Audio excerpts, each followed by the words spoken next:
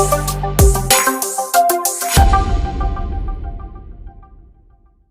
everyone!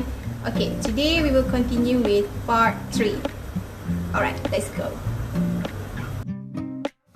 This is number 11. E-L-E-V-E-N 11. Number 12. T-W-E-L-V-E 12. Number 13. T-H-I-R-T-E-E-N 13. 14. F-O-U-R-T-E-E-N 14.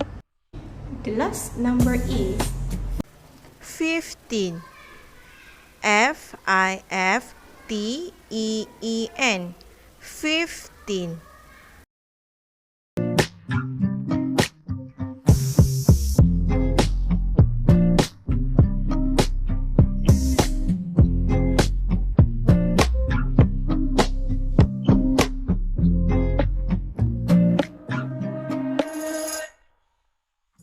Okay, that's it for today.